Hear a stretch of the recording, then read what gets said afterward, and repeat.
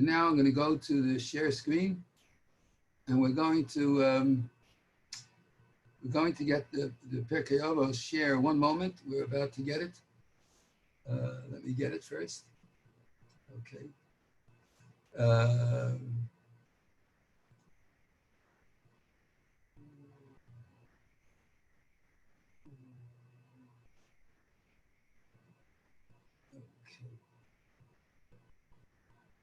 And now we're going to go back to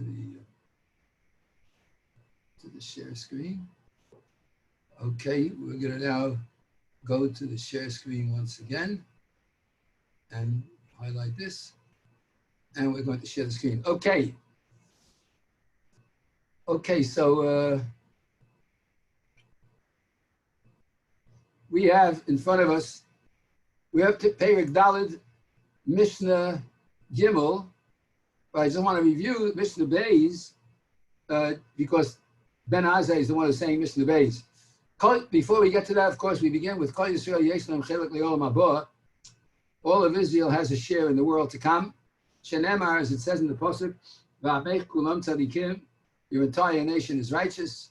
L'olam yeshu oretz, they shall forever inherit the land. Neitzer matoi, they are the branch of my planting. Ma'aseh yodai lehispa'er.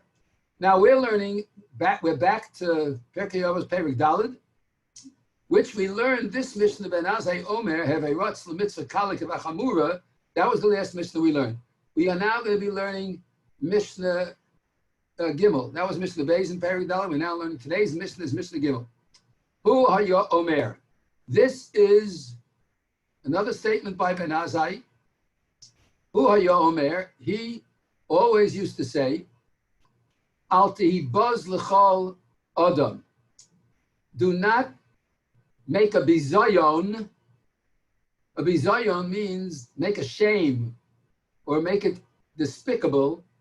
Don't despise any human being and don't put him down. Don't negate other human beings, any human being. And he gives a reason why soon. V'al tehi maflig l'chol davar. And don't disdain anything. Don't put down anything. Don't think there's no value or purpose in something. Everything has its use and has its purpose. As he concludes, she'ein lecha adam she'ein lo sha'a. There is no person that doesn't have his hour or his moment.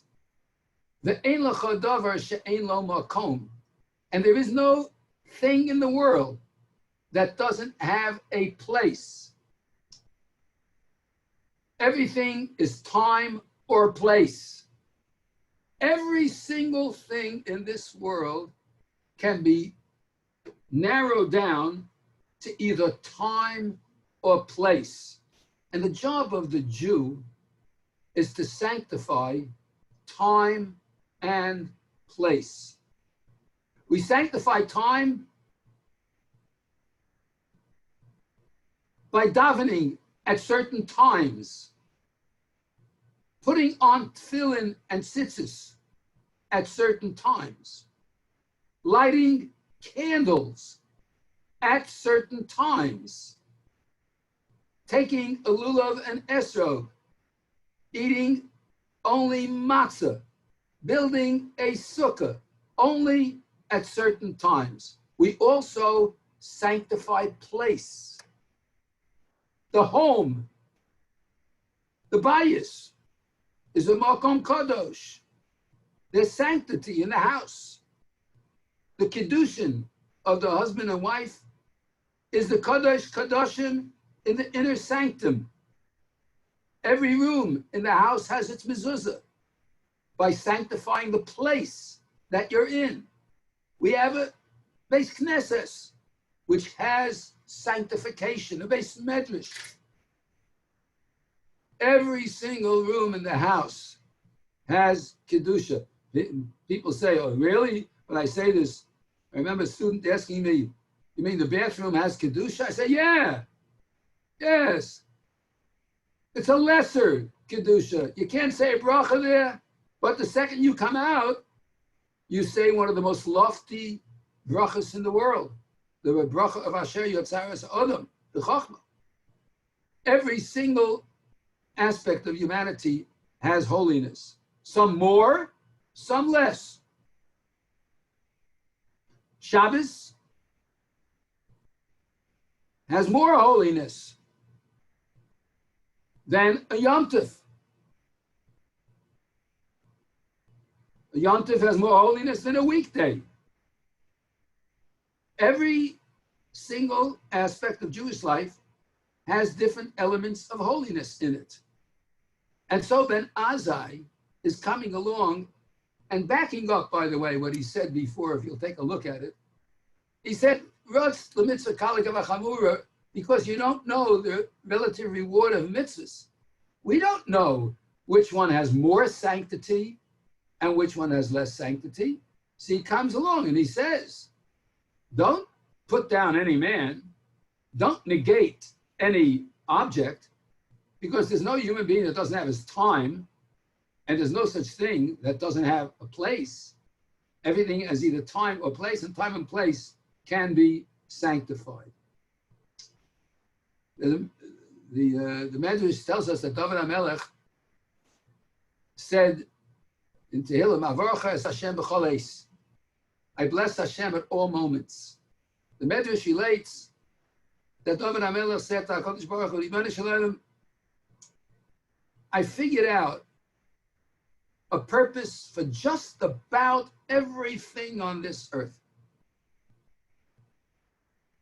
I've analyzed all of your beautiful creations, and I've found every single one to have a meaningful purpose, and I understand why you created each object the way it was created.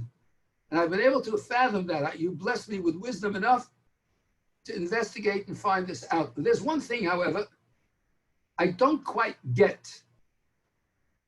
I don't understand the purpose of the spider. I know, he builds a web, he catches other bugs, but I don't see the benefit. I don't understand why you created the spider. And HaKadosh Baruch Hu said to him, be patient. Be patient. One day, maybe you'll find the reason. And the Medrash says that David HaMelech was being pursued by Shaul out of jealousy. And the whole incident with Shaul, of course, in and of itself needs to be analyzed, because it says about Shaul HaMelech that he was Shichmo Ulamala Mikol Adam. He was head and shoulders above everyone. Shaul HaMelech was so great. He not only was beautiful of stature and handsome to look at, as the Navi in Shmuel Aleph says that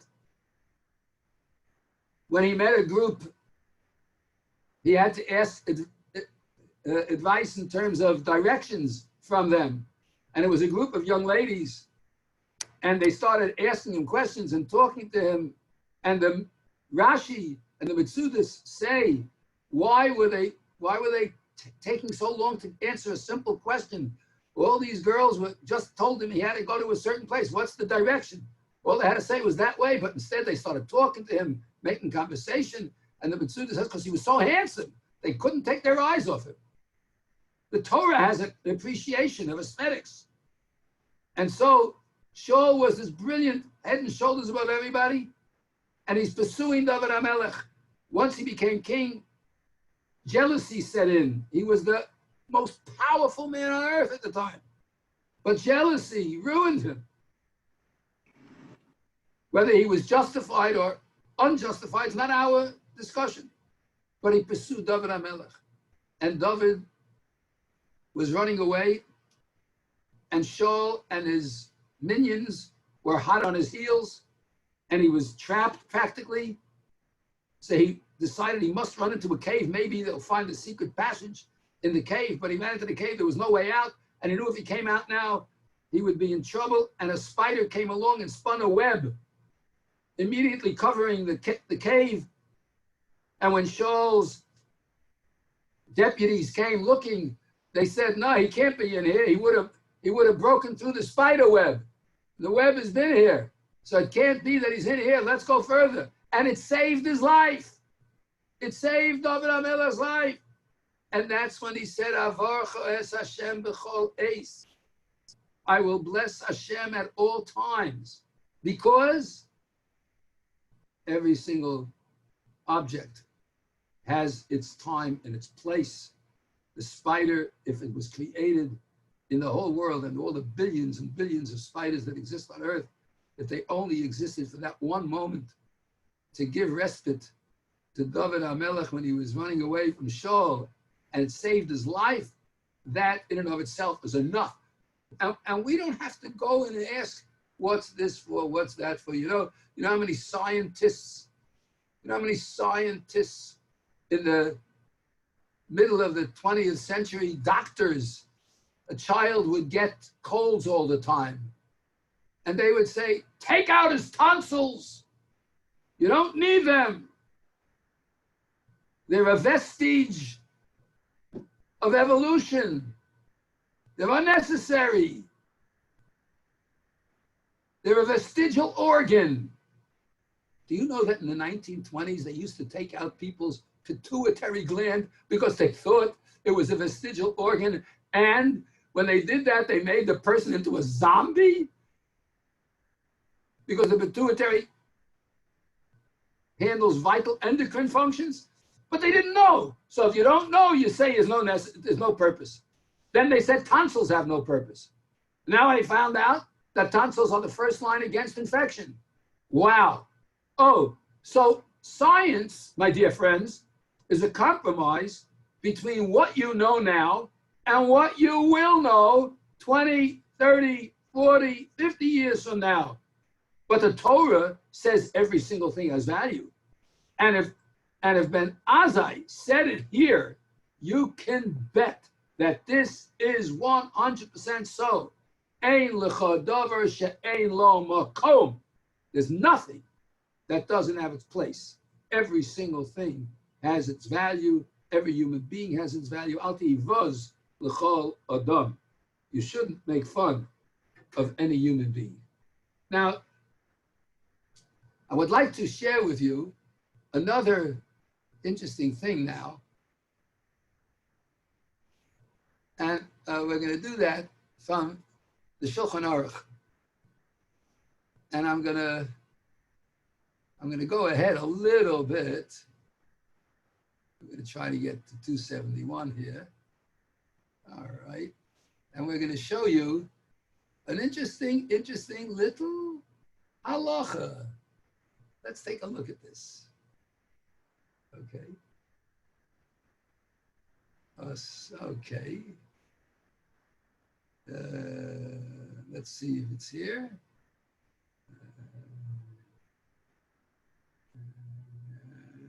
Let's see.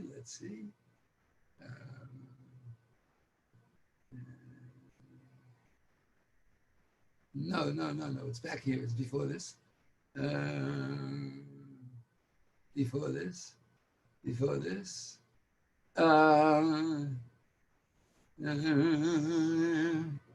Where is it? I thought it was right here. We'll get it. We'll see in a minute. Okay.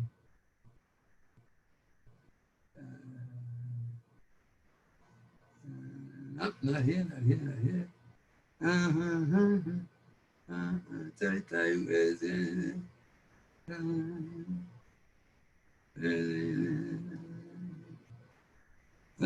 Hold on. I thought it was in Reish Ayin Aleph. It is in Reish Ayin Aleph. The question is, why can't I see it right now? But I'll find it in a second. It will be here.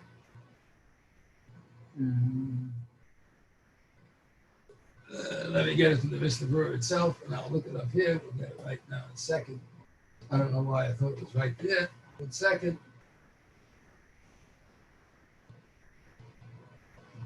Yeah, it's in Reish Ayin Aleph, of course. I'm looking at the wrong place. Okay, I'll show it to you right now. Sif Tes. There we go. Reish Ayin Aleph Sif Tes. I didn't go far enough. I went too far there. Okay. Here it is. Look at this. Look at this. All right? We're talking about the laws of Kiddush on Shabbos. You see what it says here? Look at this. You're talking about making Kiddush Friday night, and you're making Kiddush on a cup of wine. Watch this. Tzarich shetei mapa ala shulchan. You have to have a tablecloth on. Excuse me, Rabbi, go up a little. Like to test. A drop, just go up a little bit. Like this? Yes. Like that? Yes. Okay. Tzarich shetei mapa ala shulchan. There has to be a tablecloth on the table. Tachas hapas, underneath the bread. Umapa acheres perusa al gabav. And you need another cloth on top of the bread. The bread, when you put your bread, the challah, on the table on Shabbos, you need a tablecloth underneath and a cloth on top. And don't we all do that? Don't we all on Shabbos have a tablecloth and then cover the challah with another cloth? We do that. Now, why do we do that? So there are two reasons. There are two reasons. And if we go to the Mishnah Berurah on this, which we're going to do right now. Oops. Let me get the Mishnah Berurah here, 1 second. Okay. We go to the Mishnah Berurah on this, we're going to see that he says a very interesting thing. And the Mishnah Berurah says like this. Oops. Here it says it. Watch this. Right here. Oops. We'll get it up a little bit so everybody can see it. Sif Katan Tezvav. Okay. Wait a second. Is it this one? Nope. No, it's after this.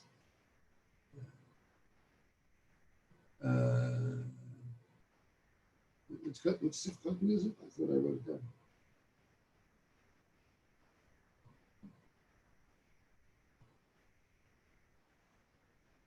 Mem Aleph. Hold on. Mem Aleph. Oh, I got to go down a little bit more. Okay, here it is. Okay, here it is. Let's take a look at this right here. Okay. Look at this. You have to have a tablecloth on top. Says the Mishnah Berurah. Betur b'shem Yerushalmi. Look at this. Look at what it says here. The reason you have to have a cloth on the bottom and on the top, shelo yireh hapas bosto, so that the bread is not embarrassed. Boshes is embarrassed. The bread can't be embarrassed. She'ein mekatchin olav ela ala yayin. You're not making kiddush on the bread. You're making kiddush on the wine. The who, but the bread, yesh lo din kadima b'she'ar mekomos. But bread has to have its bracha before wine. Wow. You got to cover the challah in order that the bread not be embarrassed. Ladies and gentlemen, do you understand the underlying message to Klal Yisrael in this very seemingly innocuous little halacha?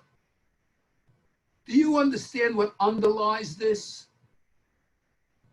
The bread can't be embarrassed because the bracha on bread comes before the bracha on wine. And if you're going to make the bracha on the wine and the bread is uncovered, the bread is going to be embarrassed and feel bad. The beautiful challah is going to turn colors of embarrassment. We're going to be shaming the poor little challah. And the challah is going to have hurt feelings. What, are you kidding? This is challah. It's not a human being. Ah, you're right. You're right. It's not a human being. But HaKadosh Baruch Hu made every single thing for a purpose in this world. And you're not allowed to negate those purposes. And our brachas are indicative of the value and the purpose of every single thing. Every single bracha is important and has a purpose. Every single bracha, unbelievable. Every single thing has a purpose. So Rabosai, you know what we're going to do? We're going to take a look. We're going to take a look at a pasuk in Devarim. Hold a second. Well, we get this pasuk in Devarim. What's this? We're going to get a pasuk in Devarim. I'm going to type in Devarim, and you're going to see something. Oops.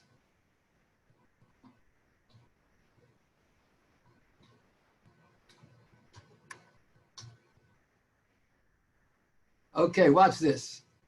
We're going to Perik Ches. Pasuk Ches. Here it is. All right, I want you to look at this. Look at this. Says the pasuk, Eretz Chita Usaora, a land of wheat and barley, the Geflenu Ta'in of Arimon, wine and figs and pomegranates.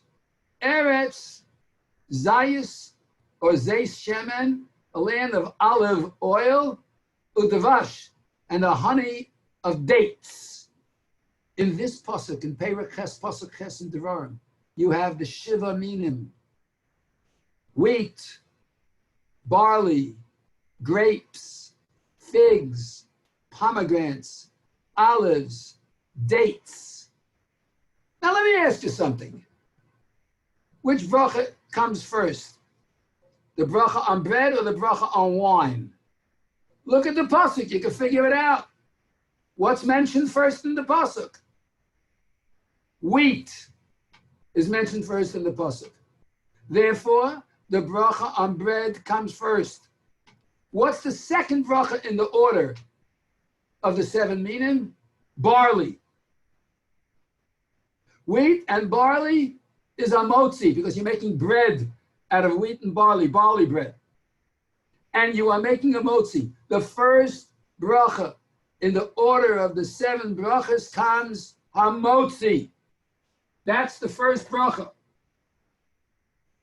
Nothing takes precedence before hamotzi. So when you're making kiddush,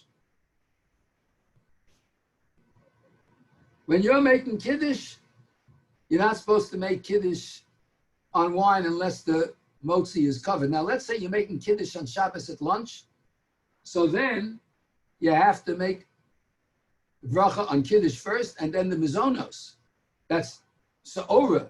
Mizonos and motzi come first. And after mizonos and motzi, only then can you say another bracha. And therefore, that bracha always comes first. Now, the Gemara actually tells us that the order of the brachas follows a specific pattern. And that pattern is dependent upon the order that the various things that we're talking about are shown up in the pasuk. For example, chita and sa'ora is wheat and barley. So wheat and barley, meaning motzi and mazonos, come first. The third one is gefen. Really, gefen's the second one, because chita and sa'ora are the same bracha. So gefen is really the second one. All right? So the bracha that comes right after motzi and mazonos is gefen.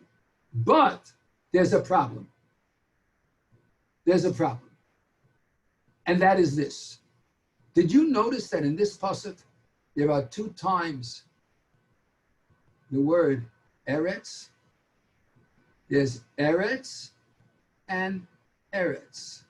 So, in the Kadima of brachas, wheat and barley come first, the next bracha is going to be on Zayis. If you have bread and you're eating olives not as part of the meal, but as a fruit, separately, the next bracha would be Zayis. Now, let's say a person has bread in front of them and they only want to eat olives. They shouldn't eat the olives before making a bracha on the bread, because bread comes first, and Zayis is the first one next to the second eretz. So it's very interesting order. It goes like this: Motzi and Mazonos. Then comes olives. The second one to the first eretz is Geffen. The next one is going to be honey of dates. So dates is going to come next. Then are going to come figs. Then are going to come pomegranates, last of all. So it goes by the way it's next to the word in Eretz. What a sensitivity. We go back to our Mishnah. One should not be disdainful of any human being, because when you are making a bracha, the bracha has to be made on the proper food, and everything has its place, and you're not allowed to say the bracha's out of order. And consequently, ein lecha davar she'ein lo makom. And the halacha that we learned is that when you have kiddush, you have to cover over the bread. Now, there are other reasons for covering the bread too. You have to cover the challah, because man, when it fell between two layers of dew. And the challah that we eat is symbolic of the fact that it was protected above and below by the dew. And consequently, we have a tablecloth on the bottom and a tablecloth on top. So Ben Azai is coming along and telling us, Hu haya omer, al tihi vaz l'chol adam. Don't despise any human being. V'al tihi mafli l'chol davar. And don't disdain any object. She'ein l'cha adam she'ein lo shah. There's no human being that doesn't have his moment. Ve'ein l'cha davar she'ein lo makom. And there's nothing that doesn't have its proper place. And if you have to give respect and consider that you're not allowed to embarrass the bread. Can you imagine? You're not allowed to embarrass the bread? Every single ounce of energy you have is given to you by Hashem from the food you eat. He created your body in such a way that your body is capable of ingesting different types of food. The unbelievable amount of chokhmah that's in the digestive system, in the alimentary canal, in the respiratory system, in the circulatory system, in the nervous system. Every single part of the human being is so orchestrated that the enzymes break down the food into the energy you need, and the energy you need comes from the food you eat. And you have to be careful about embarrassing the food you eat. And the energy you have, you expend on dealing with other people. And if you can't embarrass the source of your energy, you can't use your energy to embarrass the people who are much, much more important. More important. They have a neshama. The neshama that's in the bread is a vicarious neshama. It's a neshama that HaKadosh Baruch Hu is teaching you to take an inanimate object and to recognize the value of it. If someone has a miracle happen to them in a certain place, the din is that every time they walk past that place, they have to make a bracha. They have to say a bracha, Baruch Atah Hashem Elokeinu melech haolam asher asa nes li b'makom hazeh.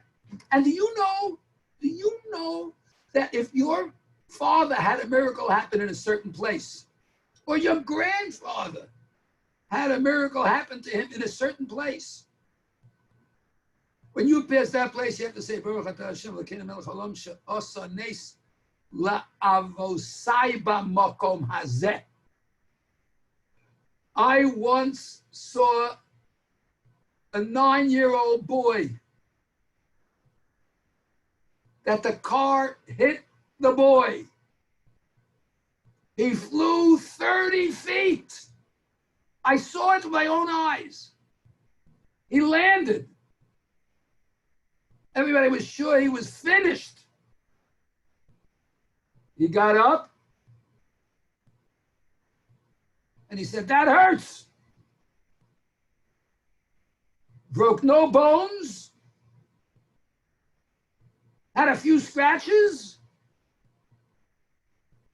And today is the head of a beautiful mishpacha. Every time he walks past that street where that accident happened, he says, Baruch atah Hashem Elokeinu melech haolam she'asa nes li b'makom hazeh. Unbelievable. Unbelievable. Every place has its value. Every single thing has its purpose. Don't knock it. Bread, cover it over because you're embarrassing it if you say a bracha on wine first. Put the order of brachas in the proper order. Thank Hashem for all the gifts we have in the proper order. The morning brachas have an order. It's mamish, an order. It's like the 14 steps of the Seder. It's 14 brachas. Same thing. It's unbelievable. There's a Seder in life. There's a Seder. There's a purpose. Everything has its goal. And consequently, the Nazai is telling us, you got to be careful about this. You really have to look at this and judge it properly. Right? So, Rebbe, if you make Kiddush on Challah, I'm not going to go into that. You're right. That's a separate issue. I'm not going to go into that. You're right. That's a separate issue. But we don't have time for that. And we have to stop here because I have to be in shul soon. And we won't even get to the Mishnayos and Halacha today. We'll get to it in shul tonight. But in Yitz Hashem, in shul, every night, we'll be learning Mishnayos and Halacha. And I hope this doesn't come back. But I want to thank all of you for joining all these nights. It's been a labor of love. It's a lot of work. It took a long time for the preparations and to make sure everything was done well. But I want you to know I grew from it. I enjoyed it. Rabbi, Rabbi, I'm trying to, you can't imagine how we feel about you. Thank you all so the much. Things you did for us, how you inspired us. Thank you so much. And how David Beck did a wonderful. And David Beck also, Yes. terrific. David put this together. You got to give him all the credit in the world. Yes. He does. We give him a lot of credit. Also. Unbelievable. He did a wonderful job. And thank you, HaKadosh Baruch Hu, for giving human beings the intelligence to develop a technology that would enable that the Torah would continue to be learned under the most dire of circumstances. That's why they say the Makkah before the. That's right. That's right. People think that when I say Hashem gave us the Zoom before, I once told somebody Hashem gave us the bracha of Zoom before the punishment. They say, no, man created Zoom, not God. They don't understand. God created man. And he gave the intelligence. You're missing the point. You're missing the point. Zoom could have been discovered 1,000 years ago, but man's intelligence wasn't needed at that time. Now it's needed, so it came. It came. Baruch Hashem. Rabosai, I have Rabbi, to. so going over one more time. The only Tomorrow thing morning, now 7:30 will be. The only thing that's going to be on Zoom now is I'm sorry, 7 o'clock. That's 7 o'clock. And Masechta Makos, right? Masechta Makos Tuesday night. I think the time was at 7:20 or 7:30. I don't remember. I set up this morning with David, and I don't remember what time. It was either 7:20 or 7:30. David, are you there? No. PKOvis is going to carry on Zoom every night? No, Shabbos. Oh, that's the last night. Is no more. PKOvis is going to be on Shabbos, 5:10. In the shul. Not on Zoom. Yes, Hashem. Not on Zoom. Yes, Hashem. Rabosai, wish everyone a wonderful good It's tomorrow 7 o'clock, right? No Rosh Chodesh, right? Tomorrow, 7 o'clock in the morning is the daven. Okay. And what time is davening tomorrow, Rabbi? Davening is 8 o'clock. Oh. Okay. Okay. So I want to wish everybody a wonderful good night. Have a good night. Thank you. Have a good night, and thank you again for everything, My Rabbi. pleasure. Thank you, guys. Good night, everybody. Okay, thank you. Good night, everybody.